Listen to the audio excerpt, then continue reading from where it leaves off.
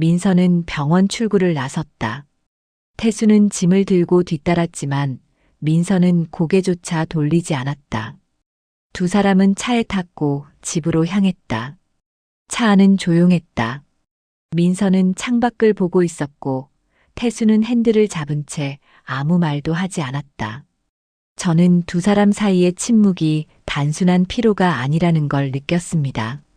집에 도착한 뒤 민서는 현관문을 열고 안으로 들어갔다. 태수는 짐을 들고 뒤따랐지만 민서는 거실로 곧장 걸어갔다. 민서는 탁자 위에 서류 봉투를 놓았다. 태수는 짐을 내려놓고 봉투를 보았지만 아무 말도 하지 않았다. 민서는 소파에 앉아 태수를 바라봤다. 태수는 방으로 향했다. 민서가 말했다. 이혼하자고. 태수는 걸음을 멈췄지만 돌아서지 않았다. 민서는 다시 말했다. 더 이상 같이 살 수 없다고. 태수는 그대로 방으로 들어가 문을 세게 닫았다. 민서는 탁자 위 봉투를 다시 바라봤다. 저는 이 장면을 보며 두 사람이 이미 오래전에 끝났다는 걸 확신했습니다. 오늘 이야기를 시작하기 전에 구독과 알림 설정 부탁드립니다. 여러분의 구독 하나가 제가 이야기를 이어갈 수 있는 힘이 됩니다. 민서는 일어나 부엌으로 향했다. 냉장고를 열고 물을 꺼냈다. 태수는 방에서 나오지 않았다. 민서는 물을 마시며 창밖을 봤다. 저는 민서의 표정에서 분노가 아닌 차분한 결심을 느꼈습니다. 민서는 휴대폰을 꺼내 메시지를 확인했다. 변호사에게서 온 답장이었다. 내일 오전 10시 상담 가능합니다. 민서는 답장을 보냈다. 알겠다고. 태수는 여전히 방 안에 있었다. 민서는 소파에 다시 앉아 서류를 펼쳤다. 이혼 합의서 초안이었다. 민서는 한 줄씩 읽어 내려갔다. 저는 민서가 이미 모든 준비를 끝냈다는 걸 알았습니다. 태수는 밤늦게 방문을 열고 나왔다. 민서는 여전히 소파에 앉아 있었다. 태수는 부엌으로 가서 물을 마셨다. 민서는 태수를 보지 않았다. 태수는 물잔을 싱크대에 놓고 다시 방으로 들어갔다. 민서는 불을 끄고 자신의 방으로 향했다. 저는 두 사람이 같은 집에 있지만 완전히 다른 세계에 살고 있다고 느꼈습니다. 민서는 병실 침대에 누워 있었다. 링거가 천천히 떨어지고 있었다. 태수는 의자에 앉아 휴대폰을 들여다보고 있었다. 민서는 태수를 봤지만 태수는 화면에서 눈을 떼지 않았다. 저는 태수의 시선이 민서가 아닌 다른 곳에 고정되어 있다는 걸 느꼈습니다. 간호사가 들어와 링거 속도를 확인했다. 태수는 고개를 들지 않았다. 간호사는 민서에게 괜찮냐고 물었다. 민서는 고개를 끄덕였다. 간호사는 나갔다. 태수는 여전히 휴대폰을 보고 있었다. 민서는 물을 달라고 말했다. 태수는 대답하지 않았다. 민서는 다시 말했다. 물 좀 달라고. 태수는 그제야 고개를 들었다. 태수는 일어나 물컵을 들고 민서에게 건넸다. 민서는 물을 마셨다. 태수는 다시 의자에 앉아 휴대폰을 들었다. 저는 태수가 민서를 돌보는 게 아니라 시간을 견디고 있다고 판단했습니다. 30분 뒤 태수는 일어났다. 태수는 가방을 챙기며 회사 일이 있다고 말했다. 민서는 대답하지 않았다. 태수는 병실을 나갔다. 민서는 창밖을 봤다. 저는 민서가 태수를 붙잡지 않은 이유가 이미 기대를 포기했기 때문이라고 느꼈습니다. 민서는 링거를 맞으며 시간을 보냈다. 복도에서 태수의 목소리가 들렸다. 민서는 고개를 돌렸다. 태수는 전화 통화를 하고 있었다. 태수의 얼굴에는 웃음이 있었다. 민서는 그 모습을 봤다. 저는 태수가 병원이 아닌 다른 곳에 마음이 가 있다고 확신했습니다. 태수는 통화를 끝내고 병실로 돌아오지 않았다. 민서는 간호사를 불렀다. 간호사는 링거를 교체했다. 민서는 혼자 남았다. 저는 민서가 외로움 속에서 조용히 무언가를 결심하고 있다고 느꼈습니다. 주말이 지나고 태수는 다시 병원에 왔다. 그러나 체류 시간은 20분을 넘기지 않았다. 민서는 태수에게 묻지 않았다. 태수도 설명하지 않았다. 저는 두 사람이 이미 대화를 포기했다는 걸 알았습니다. 민서는 항암 치료 4차를 마쳤다. 몸은 지쳤지만 잠은 오지 않았다. 민서는 침대에 누워 천장을 봤다. 태수는 주말에 집에 왔다. 태수는 거실 소파에 앉아 TV를 켰다. 민서는 방에서 나와 부엌으로 향했다. 태수는 민서를 보지 않았다. 민서는 물을 마시고 다시 방으로 들어갔다. 저는 두 사람이 같은 공간에 있지만 서로를 피하고 있다고 느꼈습니다. 밤이 되었다. 태수는 휴대폰을 충전하려고 거실에 두고 샤워를 하러 갔다. 민서는 화장실 물소리를 들으며 거실로 나왔다. 휴대폰 화면에 알림이 떠 있었다. 언니, 오늘 통화 가능해요? 발신자는 저장되지 않은 번호였다. 민서는 화면을 봤다. 민서는 휴대폰을 제자리에 놓고 방으로 돌아갔다. 저는 민서가 묻지 않은 이유가 이미 예상했기 때문이라고 판단했습니다. 태수는 샤워를 마치고 거실로 돌아왔다. 태수는 휴대폰을 들고 방으로 들어갔다. 민서는 침대에 누워 눈을 감았다. 하지만 잠들지 못했다. 저는 민서의 머릿속에서 의심이 커지고 있다는 걸 느꼈습니다. 다음 날 아침 태수는 출근했다. 민서는 집에 혼자 남았다. 민서는 태수의 서재로 들어갔다. 책상 서랍을 열었다.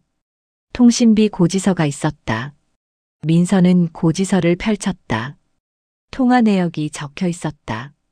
같은 번호가 매일 기록되어 있었다. 민서는 고지서를 사진으로 찍었다.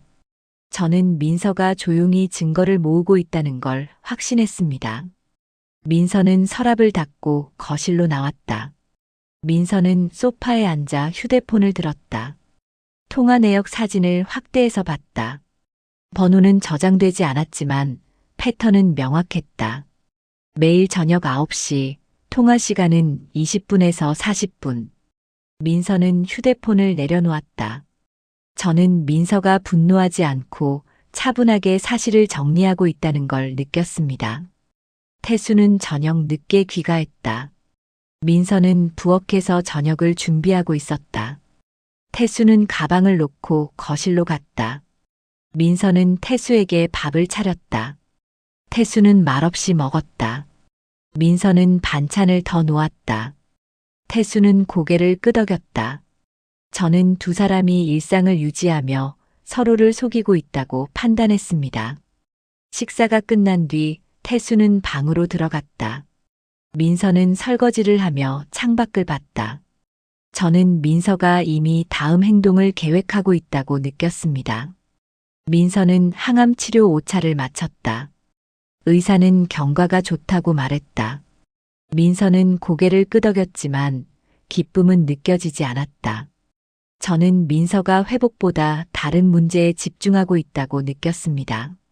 민서는 퇴원 날짜를 잡았다. 태수에게 연락했다. 태수는 알겠다고 짧게 답했다. 민서는 병실에 앉아 창밖을 봤다. 저는 민서가 집으로 돌아가는 것을 두려워하지 않는다고 느꼈습니다.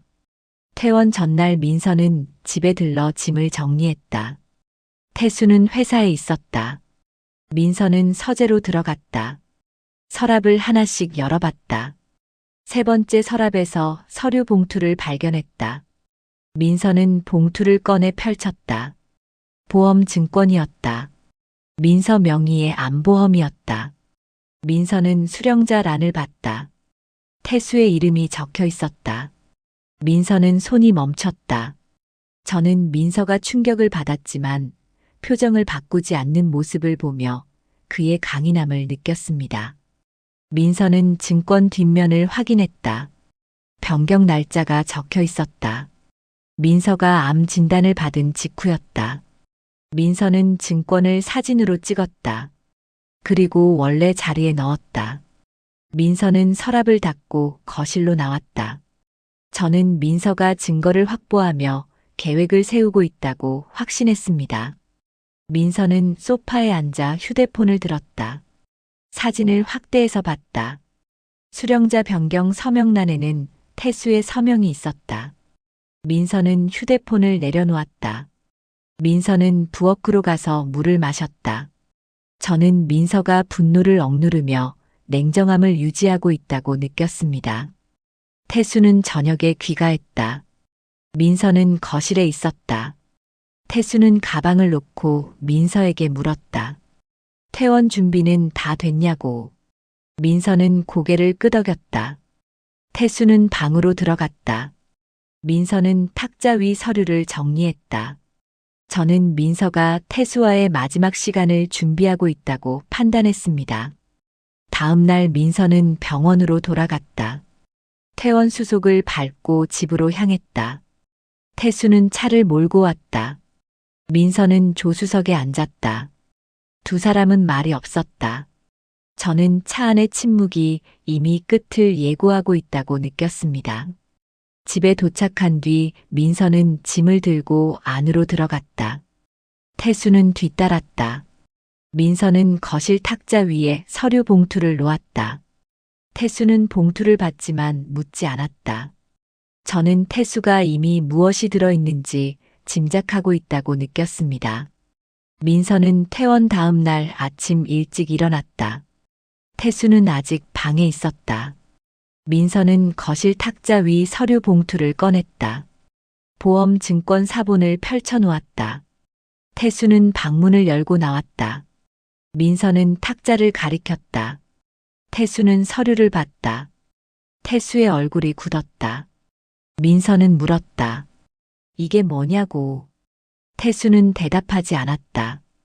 민서는 다시 물었다. 왜 수령자를 바꿨냐고. 태수는 의자에 앉았다. 태수는 손을 비볐다. 저는 태수가 변명을 준비하고 있다는 걸 느꼈습니다. 태수는 말을 시작했다. 만약을 대비한 거라고. 민서가 혹시라도 떠나면 장례 비용이 필요하다고. 민서는 태수를 똑바로 봤다. 민서는 물었다. 그럼 왜 나한테 말하지 않았냐고. 태수는 대답했다. 민서가 불안해할까봐 숨겼다고. 민서는 고개를 저었다. 민서는 다시 물었다. 그럼 병원엔 왜 안 왔냐고. 태수는 말했다. 회사 일이 바빴다고. 민서를 보는 게 힘들었다고. 저는 태수의 말투에서 거짓과 회피를 분명히 느꼈습니다. 민서는 일어났다. 민서는 부엌으로 가서 물을 마셨다. 태수는 거실에 앉아 있었다. 민서는 돌아와 태수 앞에 섰다. 민서는 말했다. 더 이상 믿을 수 없다고. 태수는 고개를 들었다. 태수는 말했다. 오해라고. 다시 생각해보자고. 민서는 대답하지 않고 방으로 들어갔다. 태수는 거실에 혼자 남았다. 저는 태수가 시간을 벌려하고 있다고 판단했습니다. 민서는 방 안에서 휴대폰을 꺼냈다. 변호사에게 문자를 보냈다. 상담 일정 잡아주세요. 답장이 왔다. 내일 오전 10시 가능합니다. 민서는 확인 메시지를 보냈다. 저는 민서가 더 이상 태수의 변명을 듣지 않겠다고 결심했다는 걸 느꼈습니다. 태수는 거실에서 한숨을 쉬었다. 태수는 휴대폰을 꺼내 누군가에게 문자를 보냈다. 민서는 방문 틈으로 그 모습을 봤다. 민서는 표정을 바꾸지 않았다. 저는 민서가 태수의 모든 행동을 관찰하고 있다고 확신했습니다. 저녁이 되었다. 태수는 방으로 들어갔다. 민서는 거실에 혼자 남아 서류를 정리했다. 통화 내역, 보험 증권, 은행 거래 내역. 민서는 모든 것을 파일에 넣었다. 저는 민서가 전쟁을 준비하고 있다고 느꼈습니다. 민서는 다음 날 아침 변호사 사무실로 향했다. 태수는 출근했다. 민서는 택시를 타고 강남의 법무법인에 도착했다. 변호사는 40대 여성이었다. 민서는 파일을 꺼내 책상 위에 놓았다. 변호사는 서류를 하나씩 확인했다. 보험 증권, 통화 내역, 은행 거래 내역. 변호사는 고개를 끄덕였다. 변호사는 물었다. 녹음 파일이나 대화 기록은 있냐고. 민서는 휴대폰을 꺼냈다. 파일을 재생했다. 태수의 목소리가 흘러나왔다. 조금만 기다려. 정리되면 바로 연락할게.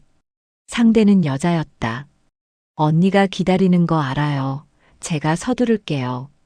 변호사는 녹음을 멈췄다. 변호사는 물었다. 이 녹음은 언제 확보했냐고. 민서는 대답했다. 한 달 전이라고. 변호사는 고개를 끄덕였다. 저는 민서가 감정이 아닌 증거로 싸우고 있다는 걸 확신했습니다. 변호사는 설명을 시작했다. 이혼 사유는 충분하다고.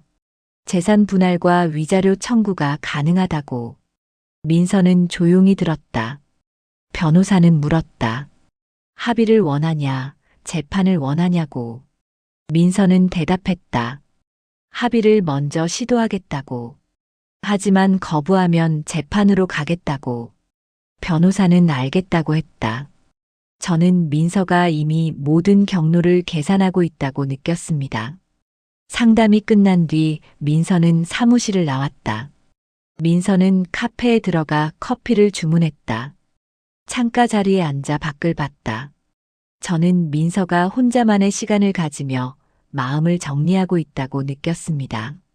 집으로 돌아온 민서는 거실에 앉아 서류를 다시 펼쳤다. 이혼 합의서 초안이 도착해 있었다. 민서는 한 줄씩 읽어 내려갔다. 재산 분할, 위자료, 보험금 수령자 원상복구. 민서는 서명란을 확인했다. 저는 민서가 더 이상 망설이지 않는다고 확신했습니다. 태수는 저녁 늦게 귀가했다. 민서는 거실에 있었다. 태수는 가방을 놓고 민서를 봤다. 민서는 태수에게 물었다. 오늘 어디 갔었냐고. 태수는 회사에 있었다고 답했다. 민서는 더 이상 묻지 않았다. 태수는 방으로 들어갔다. 저는 민서가 태수의 거짓말을 더 이상 추궁하지 않는 이유가 이미 확신했기 때문이라고 판단했습니다. 민서는 불을 끄고 자신의 방으로 들어갔다. 침대에 누워 천장을 봤다. 저는 민서가 긴 싸움을 준비하며 체력을 아끼고 있다고 느꼈습니다. 민서는 사설조사기관에 의뢰를 했다. 일주일 뒤 보고서가 도착했다. 민서는 봉투를 뜯었다. 사진 여러 장이 들어있었다. 태수와 한 여자가 카페에 앉아 있는 모습이었다. 여자는 50대 초반으로 보였다. 두 사람은 웃고 있었다. 민서는 보고서를 읽었다. 여자의 이름은 박연희, 54세. 태수의 직장 동료였다. 두 사람은 민서가 입원한 기간 동안 주말마다 만났다. 장소는 강남의 카페와 식당이었다. 민서는 사진을 하나씩 넘겼다. 태수는 박연희와 나란히 걸으며 대화를 나누고 있었다. 저는 이 순간 태수가 민서의 회복이 아닌 다른 결말을 기다렸을 가능성을 떠올렸고 깊은 혐오를 느꼈습니다. 민서는 보고서를 파일에 넣었다. 민서는 거실에 앉아 생각에 잠겼다. 저는 민서가 분노하지 않고 차갑게 다음 행동을 계획하고 있다고 느꼈습니다.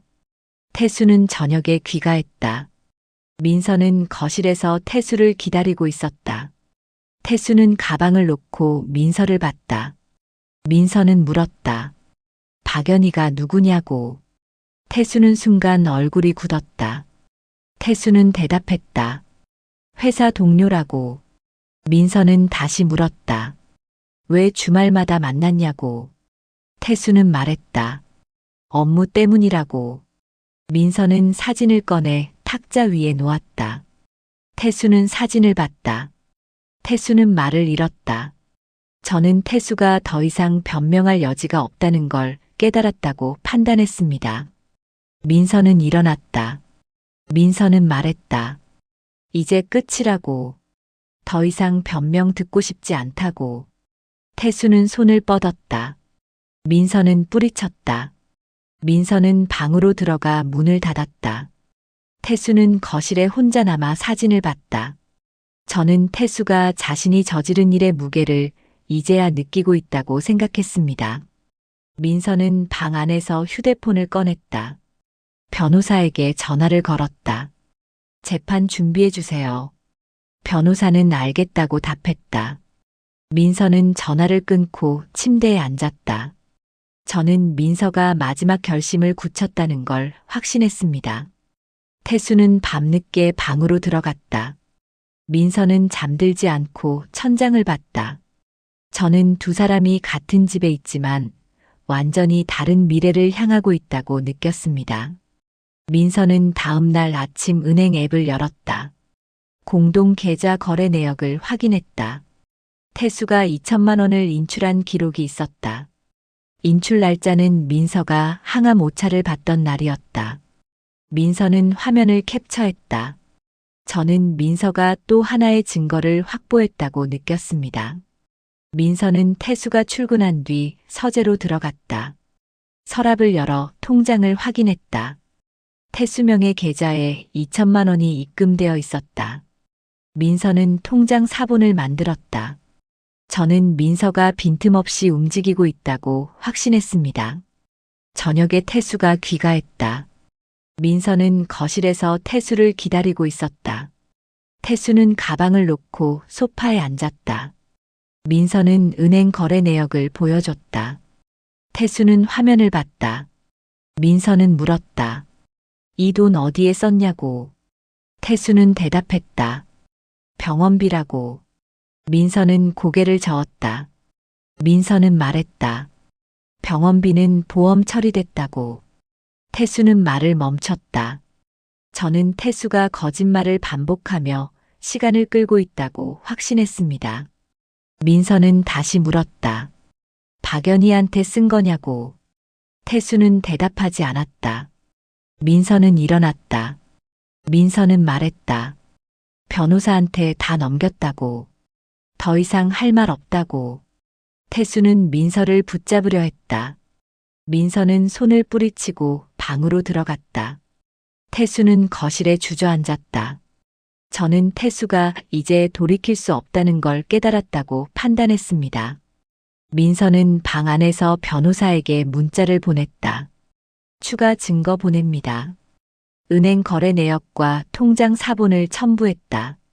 변호사는 답장을 보냈다. 잘 받았습니다. 재판 준비 진행하겠습니다. 민서는 휴대폰을 내려놓았다. 저는 민서가 마지막 단계로 접어들고 있다고 느꼈습니다. 태수는 밤새 거실에 앉아 있었다. 민서는 방문을 열지 않았다. 저는 두 사람이 이미 남남이 되었다고 확신했습니다. 다음 날 아침 태수는 출근했다. 민서는 집에 혼자 남아 짐을 정리했다. 저는 민서가 새로운 삶을 준비하고 있다고 느꼈습니다. 민서는 변호사 사무실에서 최종 서류를 받았다. 이혼 합의서였다. 재산 분할, 위자료 3천만 원, 보험금 수령자 원상복구. 민서는 서류에 서명했다. 변호사는 서류를 봉투에 넣어 민서에게 건넸다. 변호사는 말했다. 남편에게 전달하고 일주일 안에 답을 받으라고. 거부하면 재판으로 간다고. 민서는 고개를 끄덕였다. 저는 민서가 더 이상 망설이지 않는다는 걸 확신했습니다. 민서는 집으로 돌아왔다. 태수는 거실에 있었다. 민서는 봉투를 탁자 위에 놓았다. 태수는 봉투를 봤다. 민서는 말했다. 이혼 합의서라고. 일주일 안에 서명하라고. 거부하면 재판으로 간다고. 태수는 봉투를 열었다. 서류를 꺼내 읽기 시작했다. 태수의 얼굴이 점점 굳어졌다. 태수는 서류를 내려놓았다. 태수는 말했다. 다시 생각해보자고. 우리 이렇게 끝낼 수 없다고. 민서는 대답했다. 이미 결정했다고. 태수는 일어났다. 태수는 민서에게 다가갔다. 민서는 한 걸음 물러섰다. 저는 민서가 태수의 어떤 말도 듣지 않겠다고 결심했다는 걸 느꼈습니다. 태수는 말했다. 박연희는 아무것도 아니라고. 그냥 동료일 뿐이라고. 민서는 고개를 저었다. 민서는 말했다. 증거가 다 있다고. 더 이상 거짓말하지 말라고. 태수는 말을 잃었다. 민서는 방으로 들어갔다. 태수는 거실에 혼자 남아 서류를 다시 봤다. 저는 태수가 선택의 기로에 섰다는 걸 느꼈습니다. 사흘이 지났다. 태수는 서명하지 않았다. 민서는 변호사에게 연락했다. 재판 준비해 주세요. 변호사는 알겠다고 답했다. 저는 민서가 끝까지 밀고 나갈 것이라고 확신했습니다. 닷새째 되는 날 저녁 태수는 서류를 꺼냈다. 펜을 들었다.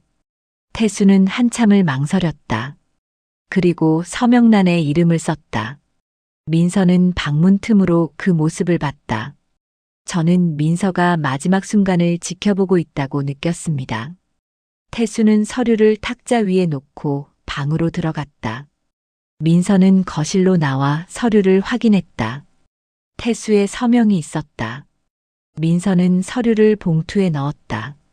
저는 민서가 이제 자유를 얻었다고 느꼈습니다. 민서는 다음 날 아침 변호사 사무실로 서류를 가져갔다. 변호사는 서류를 확인하고 접수하겠다고 말했다. 민서는 고개를 끄덕였다. 변호사는 물었다. 앞으로 계획이 있냐고. 민서는 대답했다. 혼자 살 집을 알아보고 있다고. 변호사는 잘 될 거라고 말했다. 민서는 사무실을 나왔다. 저는 민서가 이제 새로운 시작을 향해 걷고 있다고 느꼈습니다. 집으로 돌아온 민서는 짐을 정리했다. 옷, 책, 사진.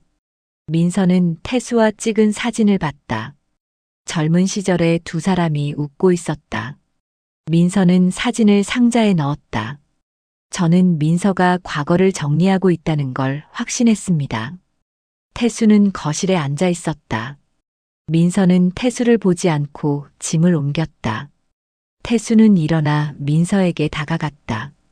태수는 말했다. 미안하다고. 민서는 대답하지 않았다. 태수는 다시 말했다. 잘못했다고. 민서는 짐을 들고 현관으로 향했다. 태수는 뒤따라왔다.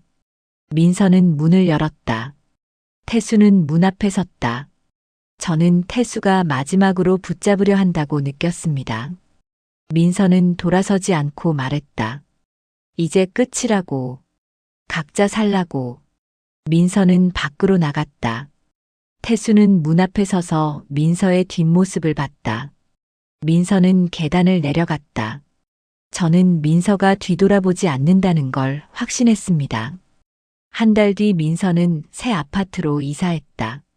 작지만 햇볕이 잘 드는 곳이었다. 민서는 짐을 풀며 창밖을 봤다. 저는 민서가 이제 자신만의 삶을 살아갈 것이라고 느꼈습니다. 민서는 변호사에게 전화를 걸었다. 이혼이 확정됐다는 통보를 받았다. 민서는 전화를 끊고 소파에 앉았다. 깊은 한숨을 쉬었다. 저는 민서가 긴 싸움을 끝냈다는 안도감을 느꼈다고 판단했습니다. 민서는 창밖을 보며 미소를 지었다. 작은 미소였지만 진심이 담겨 있었다. 저는 민서가 이제 자신의 삶을 다시 시작한다는 걸 확신했습니다. 이제 그는 자신의 삶을 다시 시작합니다. 이 이야기가 마음에 남으셨다면 댓글 한 줄만 남겨주세요. 구독과 알림 설정은 제가 내일을 버틸 힘이 됩니다.